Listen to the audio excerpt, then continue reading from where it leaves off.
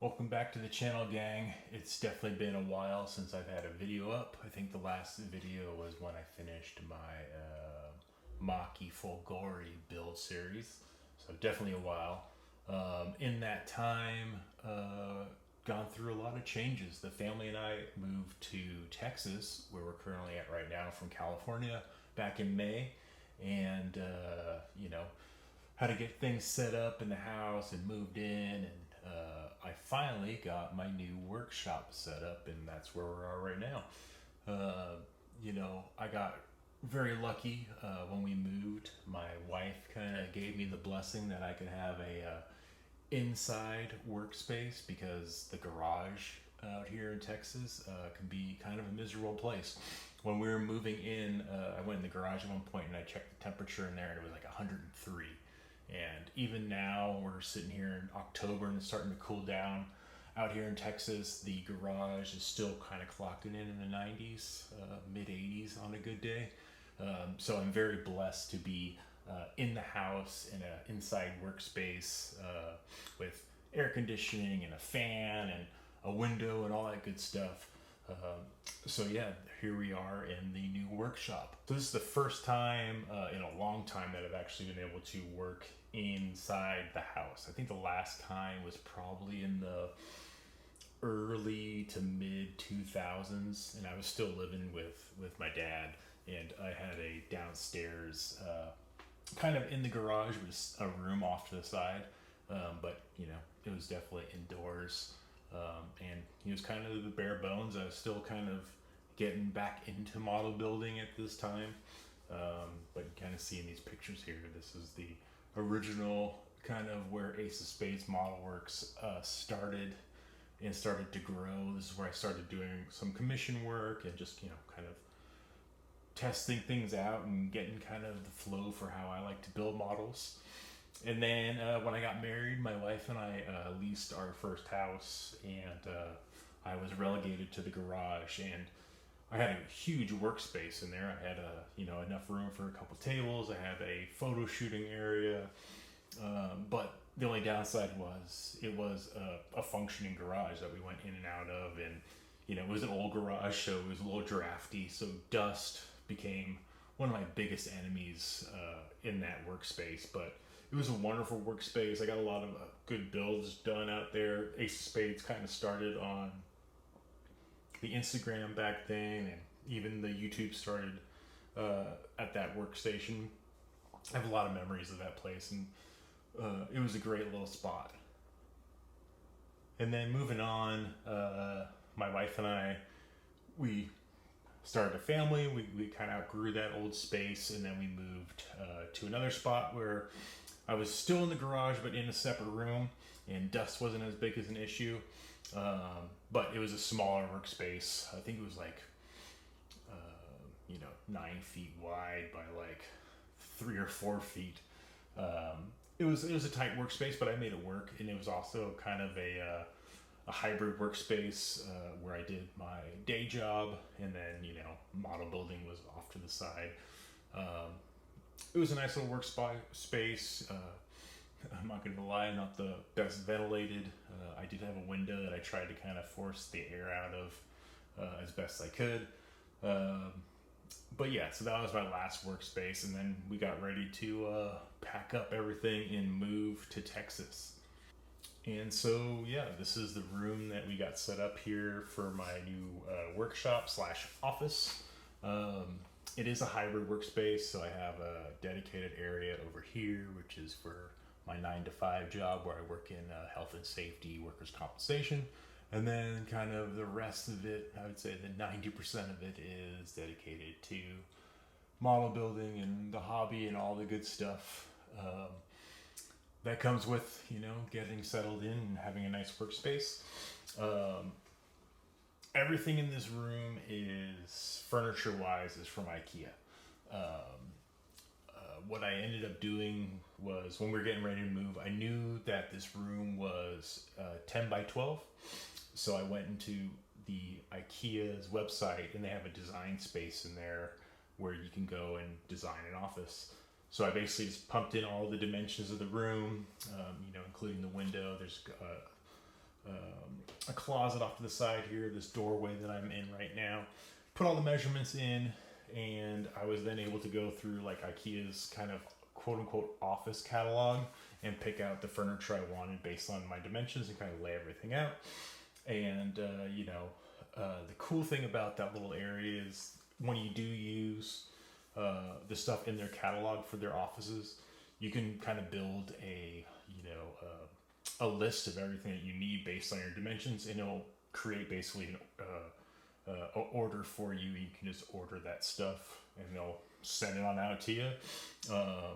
And that's what I ended up doing. We didn't have a truck or anything at the time when we moved, so Ikea delivered, and I think I spent $19-20 on delivery, and all this furniture that's in here, and then we'll go over, plus some other stuff that we had for the house at the time, all got delivered on a pallet. They loaded it up in my garage, and all I had to do was build it. So definitely like Ikea's design studio, so you can set up your workspace if you want to go that way. You are limited to the things that they have listed as office furniture, so you're not going to get the full Ikea catalog, but with some quick measurements, you can definitely figure out where you want to put things in your workspace. So like I said, everything in here is Ikea. We got some cabinets up here, and there's some other cabinets kind of below the camera down here, and then a set of worktops, some drawer units, and more worktops over here. But as we kind of go into the room a little more, I'll talk about stuff in a little bit more depth, and I'll do my best to provide descriptions and part numbers, and the hard to say Ikea names for their furniture, but I'll try to make sure I include that in the description below. So yeah, let's move a little bit further into the room, and we'll talk about what we got going on here. So I guess I'll start with kind of the most important thing is a worktop. I think the only regret I have with my setup was I went with this white color throughout.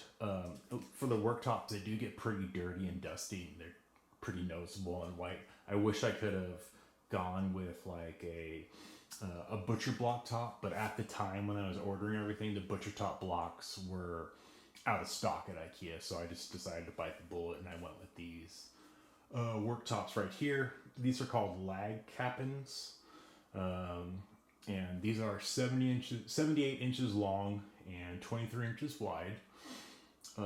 They provide a ton of real estate, and I have two of them, same lengths, and they make the L shape here. And you can order them with different types of legs. You can get them with the drawer units. You can get cabinets. So for this is my primary workspace right here. As you can see, I have my cutting mat and all my paint racks over there. This one's set up with a couple pairs of legs down here. In the middle here, it has an Alex drawer unit, and then there's other two legs similar to what was on the other side. And then under here is the bigger Alex drawer unit, which is on casters, and I can slide it in and out. But right now it's just kind of in place right there. So that's the main workspace. You can see in my main kind of work area where the cutting mat is, plenty of area to work on stuff. And then over here, if I need to put any sub-assemblies, like I have boxes and stuff for my current builds sitting over there, and then all my current tools that I'm using are over there. And then kind of on the opposite side, the other side of the L is where my workstation is for my 9-to-5 job.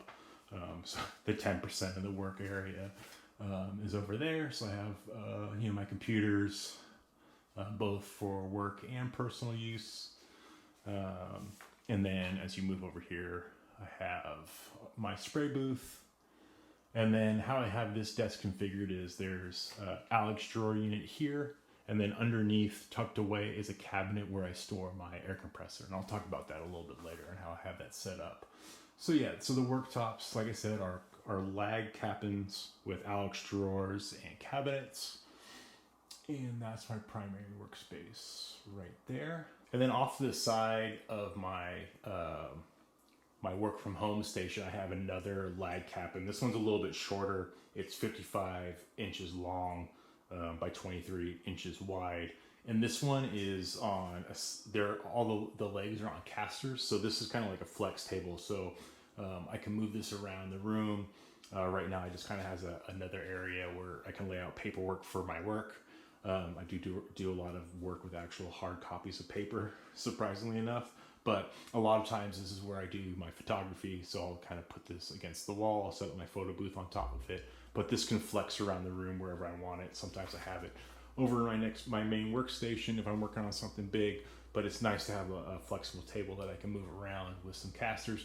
And if we need it in the house, we can go move it other places in the house and use it as a extra set of tables for dinner guests or what have you. But so another Lagkapten kind of forms up the rest of my worktops as I need them. And then also kind of tucked away on the side there, I have my Mac Studio and my other stuff that hooks up to my work monitor when I need to do my own personal stuff. So yeah, that's all my worktops kind of there. So far they've been great. They're perfect height. You know, I'm not having to strain my back. And they seem pretty durable. I've gotten paint on them and I've been able to wipe up the paint without affecting the factory finish on them. I'm sure over the years they'll probably get a little more beat up, but for right now, I think we've had the workshop kind of set up and running since June till now. They've been pretty good. And then kind of lining the back wall over here are Eket Cabinets. So I have 3 sets of the cabinets right here. And they do a pretty good job of holding a lot of stuff. And then in the corner here is another Eket, but it's like a cube unit, which I'm using as like a tuck away bookshelf for reference material and books. I don't need to keep them out all the times. If I need reference material, I can go dig for them and they're there.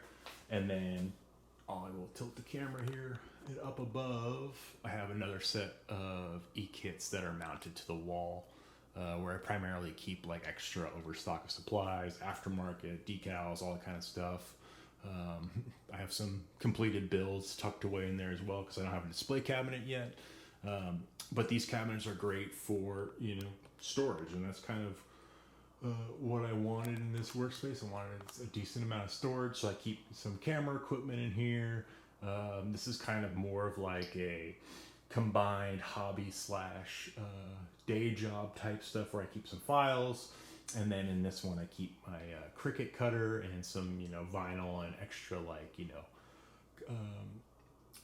tapes and sheets that I use for masking. And then like I said, over here is all my reference material kind of just tucked away as I need it. And then on top, as you can see, I have my TV and I have an Xbox and some stereos and Bluetooth speakers and that kind of stuff. I made the decision in here, the only thing that's hooked up to this TV is videos and YouTube and my Plex server and all that kind of stuff. I don't have any video games in here because if I did, I would not get any work done. And then, behind it, I have a lot of cool looking art, a lot of big prints that I've had tucked away, and then some pictures of pilots, and then some squadron patches and stuff I framed up, just to kind of give it a little life. It's a very white room, and I use a lot of black and white photography, so those little pops of color are nice.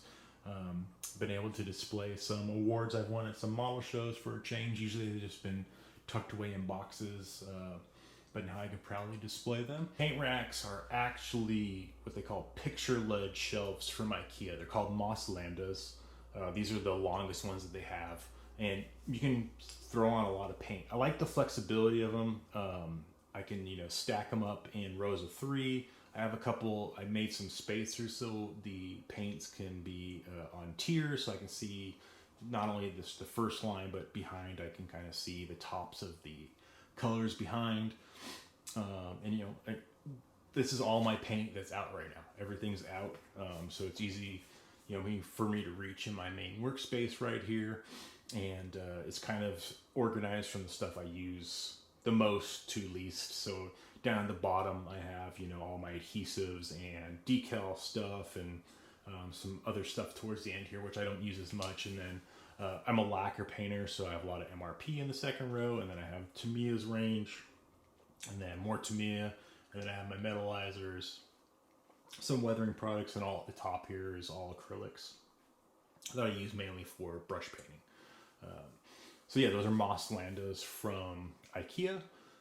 And then I have another set of them on the other side over here above the spray booth, which is kind of a hodgepodge of some weathering products, some stuff I use for cleaning the airbrushes and thinners and all that kind of stuff. And then I have my paintbrushes down at the bottom there next to the air booth. So one of the biggest concerns I had moving into the house is behind me is the doorway coming into the office, and across that hallway is my daughter's room. So I was very concerned about paint fumes coming into the house and making sure that I didn't stink up the house and health stuff. So I bought a Pace Enterprises 24-inch mini spray booth. It's not the cheapest kit out there, but it's really well made. It works really well. And I've been nothing but impressed about how well this does sucking out paint fumes. I tend to spray right here, but I kind of angle myself in. But even if I just spray straight ahead, this thing just takes everything right out of the house. I have it set up so it's hard hosed outside of the house to like a flapper valve outside. I originally was just going to hook it up to the window here, but it's a first floor. I was worried about, having to unhook the spray booth all the time. And if it was in place, the house would be secure. We could potentially let in critters, and the heat could come into the house and lose that wonderful AC that we have. So yeah, I hired a guy. We have brick on the outside of the house. He drilled a nice big hole and he set me up, and it's worked great. I'm glad I went that route. I can move it around if I need to, if I'm doing a lot of spraying, I can angle it a little bit more towards me. But Pace Enterprises, go give them a look. They have 3 models. This is kind of their lowest budget one, but they have 2 other models above it. One's 36 inches, which is definitely overkill for me, and they have another 24-inch that has some like lights and some other accessories on it. But like I said, there's a 2-year warranty on the booth itself, and then a 5-year warranty on the motor. So you're definitely getting your bang for your buck by getting a Peacekeeper Mini Plus from Pace Enterprises. And then above that, we got some more awesome artwork, got some more prints. I got these awesome BF Goodrich tire advertisements from magazines from the 1940s to add some more color in here. And keep panning over. We got some more artwork on the back wall above the stash closet, including these really cool war bonds prints. Sorry about the glare from the lights. There's a lot of light in here. But yeah, some more good art around that area. And I think I'll take you down below here and we can go take a look at my airbrush setup. All right, we're going a little guerrilla cameraman here. So down below the main workspace, so right here, I keep my airbrush, or my compressor, and this is an Iwata, what's it called? The Sprint Jet Pro. So it's down here, tucked away, so it doesn't make a ton of noise. I have some soundproofing material on this side, and then, like I said, it's hooked up for 2 airbrushes. But how I have it set up is it's hosed out the side here and up here to an air splitter. So I can do all my controls on the compressor from this spot and not have to go down here and tinker around with this. So since you can run 2 airbrushes at the same time, I have basically one side of the airbrush or the compressor is set up at a higher setting, and this one's kind of my low pressure setting. So that way I can run, a higher PSI out here out of one airbrush or the lower setting as I want. Right now I just have it set up for one airbrush and it's shooting at kind of my typical setup of 15 PSI, 12 to 15 PSI, because that's what I tend to shoot at the most. This second one is set at like 25 PSI, but then I can knock it down with a Mac valve on the airbrush itself. So since I can control everything up here, I can keep this closed, keep it nice and quiet. And then up here is an air splitter unit from Master Airbrush. I could potentially run 4 airbrushes on here, but right now I'm only running 2. But it keeps everything right here, nice and close. It makes spraying super easy. I'm really glad I went with this setup. I don't have to go under the table and change settings all the time. I can just do everything right here, and I can store my airbrushes and all that good stuff right next to me, and ready to go when I spray right here. So it's just kind of right there. I do run a tendency of bumping my elbow into this, so it's only one downside. It's a little cramped on where I put it, but it's in the best place possible. So yeah, as I mentioned, these are called Alex drawers from Ikea. They're good little units. The one thing I ran into when I got these was figuring out the best way to organize all my tools and stuff. So basically where we're sitting at now is, this is the main workbench. There's my airbrush. So everything pretty much in this set of drawers is all airbrush related stuff, masking, etc. So I guess we'll go through the drawers here real quick. This is all masking tape, masking cutting guides, templates, Ushi stencils, that kind of stuff, propeller, 77 propeller stencils as well, Tamiya tape, all that kind of good stuff. The second drawer here is clamps and holders and masking putties and some double-sided adhesive tape, alligator clips, etc. This is my actual airbrush drawer. So tools I need for my airbrushes I'm not using that are off to the side, lubricants, cleaning stuff is all down there. Got pipettes, and we got primers, measuring cups and that kind of stuff. I do all my measuring of my paints outside of the paint cup, so it's a little more precise. And then the last drawer is kind of a catch-all, rubber gloves, more airbrush parts, by boxes and that kind of stuff. And then I did all the organization here is from Ikea as well. You can find these at Ikea. I can't remember the name of them. I think they're called Uppdatera flatware trays. So they're in the kitchen area, but they do a good job of organizing out your drawers as well. And then the other set of drawers that are to my right of my workstation is basically all tools and sanding stuff. So you see here, this is kind of tweezers, pin vices, drills, nippers and cutters, scissors, all that kind of good stuff. Down here is all cutting stuff with X-Acto knives, scribing stuff, riveting stuff, extra blades, some pliers and other things that I don't use a ton. These are the same flatware trays, just different configuration. Down here is all sanding stuff. So I have all my Infinity sanding pads and sanding sticks and some old Flory skinny sticks and some glass files and that kind of stuff. Coming down here, this is all scratch building stuff. So I got styrene sheet and rod and some brass and that kind of stuff, and I have another floating shelf above it. So basically anything I use for scratch building is down there. And then at the bottom is kind of a catch-all of random stuff. Nothing to be noted, some tape and some my optimizers in there, some dumpy brushes. And then this is the bigger Alex unit. It's like double the size of the other ones.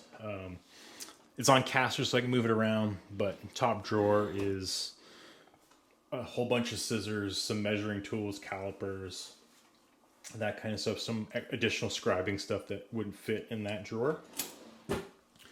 Second drawer is rubber bands, some soldering stuff, blue tack, white tack, milliput putties, 5-minute epoxies, all that good stuff. Third drawer is all writing utensils, so pens, markers, pencils, you name it.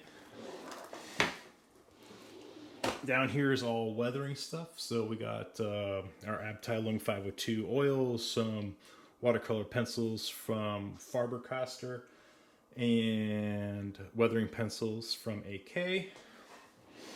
And on here is kind of more scratch building stuff. I have some wire, some model cast and stretchable thread, which I use for aerials, some sponge for chipping and cleaning up stuff, some fishing line, solder, all that kind of stuff I use for mainly aerials and scratch building.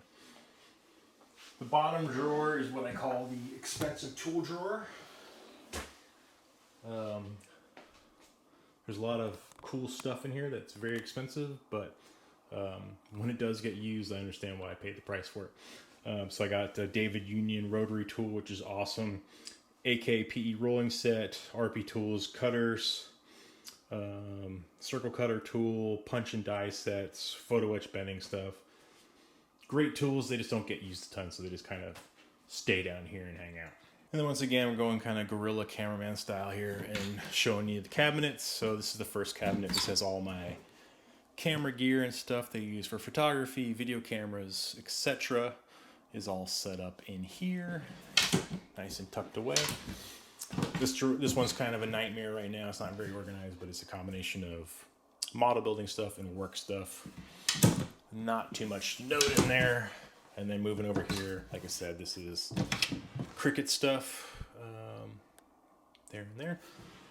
And I already mentioned back there is my reference material. There's my photo booth, just kind of tucked aside. Doesn't really have a place to live right now. I have to find a better solution for that eventually. Then the cabinets above the workbench. This one's primarily for, you know, this is all kind of spare bits. Everything's labeled there. Decal sets, photo etch, resin bits.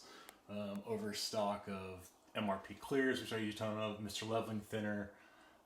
Just kind of random stuff that I use a lot of. I just ran out of pipettes. I needed to make an order from Amazon. But yeah, so that's all kind of just overstock of stuff and extra parts and decals. And then this one's doesn't really have a designated spot for anything yet. So right now it just has my most current builds. So we got the Rex, the Pea Shooter, and the P39, which have been my 3 builds off of this new workspace. So definitely in a good spot, producing some kits. And then up here is just some random stuff. Maybe one of those might be a future project. Maybe. Hint, hint. And then above I have kind of the short list of my stash that I want to build. We'll see. And then just kind of down here has a couple awards. And the internet, ever so important, lives in here as well. So this is the main workspace. So I have a big old Fiskars cutting mat, which covers up the entire width of the table. And then I kind of keep all the tools I'm using during a project or my most frequently used tools out on these silicone pads. I like using the silicone, you know, chemicals and stuff won't eat at them. So that's all right there. And then I have a nice power strip unit there where I can run USB, USB-C, and just normal power right off my desk. So I used to have to like crawl under my desk and plug stuff in, but now I can just do everything right off the worktop. This is my current build right now. Tamiya's, I think it's 1994 MiG-15. I'm working on that right now.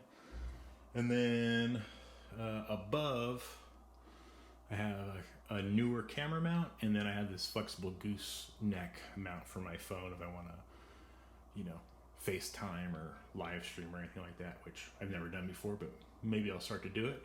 And then above, which is a pretty cool piece of kit, are these light panels from Neewer as well. These are 15-inch key light panels. As you can see, they're nice and bright. They're completely controllable via an app you download on your phone. So right now I have everything, all the lights in my room are set to 6500 Kelvin. So all the lights are keyed the same way. And you can actually adjust them with this panel here, or you can adjust them on your phone. But yeah, so I have those lights set up here, which light up the main work area. They're fully adjustable. They have these ball joints up here. And they're working, I kind of have it rigged, kind of jerry-rigged to suit how my working area. I used to have them set up here and here, but I was knocking elbows with them all the time and hitting my head on them. So I went up, and it's been a pretty good solution so far. Really enjoying that. And then under here I have some Phillips Plus LED strips, which are also synced via an app. And then in my fan unit up here are Phillips Plus light bulbs, which you can also control in an app. And these things are adjustable from, I think, 2000 Kelvin all the way to 6500 Kelvin. So they're, like I said, keyed with the lights. These newer panels you can run as low as 2900 Kelvin and as high as 7000 Kelvin. So those things are pretty cool. So yeah, right now the lights are off. This is the Neewer app on my phone. And it's pretty cool. I have 4 of these. 2 of them I use for photography, and I have just different settings in my app. But to turn them on is pop that on, they turn on. And then you can go into an additional setting here, and you can control the group on how you want your lighting to look. So I can go in here, I can change the color temperature, I can change the brightness. Right now I have them at 80. Otherwise, anything above 80, I tend to be blind when I walk away from the bench. But as you can see, I can run it down to 2900.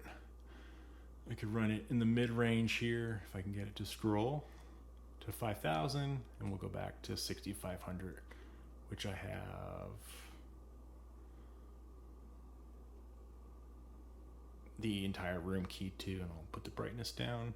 So I can go all the way down to 0, I can go down to the 50s, back to the 80s, where I want it set up. These also have the ability to adapt the current lighting you have set up around you. So if my ceiling lights were at 5000, I could set the Neewer lights so that they can adjust to the 5000 Kelvin as well if I wanted to. But these things have been great. They're very durable. They're flexible. They light up my workspace. So that's the most important thing, is that I get a lot of good light on where I'm working at. So as you can see here, it puts a lot of floodlight on the actual workstation, and they've done pretty good for, on the bench photography and that kind of stuff as well. And like I said, I have 2 more that I use for dedicated photography work with my photo booth. So when we moved into the space, the original floor was carpet. And I just wasn't going to have that. I didn't want to have to deal with a carpet monster. So I had a company come out and they installed this laminate flooring, which is awesome. It matches what's in our house. The cool thing about this stuff, it has a special chemical resistant coating on it. So if I spill lacquer thinner or paints on it, I can just wipe it off. It doesn't eat away at the finish. It's very durable. The only downside, it is gray, and most of our plastic tends to be gray. So I have don't have a carpet monster anymore. I have a laminate floor monster. But I've been lucky where when I drop things, they tend to bounce towards the baseboard down there. So I've been lucky. I haven't lost anything yet to the laminate monster. But the floors have been wonderful and a big upgrade to the workspace. So I don't have to worry about the carpet or spilling stuff on the carpet. I can now just kind of work in ease on top of this wonderful laminate flooring. So yeah, that's the quick nickel tour of the new Ace of Spades Modelworks workshop. Like I said, I'll do my best to kind of put all the things that I've purchased from Ikea and other things in here in the description below. I'm still working off of an old price list that's kind of cobbled together, so I have to kind of find a few things. But if you see anything in here that I didn't talk about or you want me to talk about, hit me up in the comments. Ask your questions. I'm more than happy to help out. But yeah, I can't thank my wife enough for allowing me to have an inside workspace, and then how easy it was working with Ikea's design space to set up things. And yeah, it's been a good experience. I think I'm calling it complete. Finally, it took getting a couple builds under my belt in here and kind of figuring out what works, what didn't work. I had to move some things around. Last night when I was working, it was the first time I worked where I went into a drawer and I knew what I was grabbing. I knew where that thing was if I had to go get it. So I wasn't being clumsy and going through 1,000 drawers. I knew where things were. So I think I'm finally in a good spot where I can say, hey, the office is set for now. I don't plan on changing anything anytime soon. So yeah, it's been a good workshop. I have 3 builds under my belt. Number 4 is on the way. So I'm looking forward to just kind of establishing myself in here. And with that, I'm hoping to start more videos for you guys soon. I just got a new Mac Studio over there, which will help making and editing videos a lot easier. My old laptop would struggle trying to make a video. This thing is definitely a powerhouse, so I'm definitely looking forward to figuring out some content, making some content. If you have any ideas for things, throw them out in the comments for future videos. I'll definitely put it under advisement. But yeah, so I'm definitely looking forward to working in this workspace and producing some more content, both on YouTube, Instagram, Facebook. You can find me in all those places sometime soon. I'm pretty much always on Instagram, and Facebook kind of follows along. But yeah, keep an eye out for some future videos coming out soon. Thanks for watching.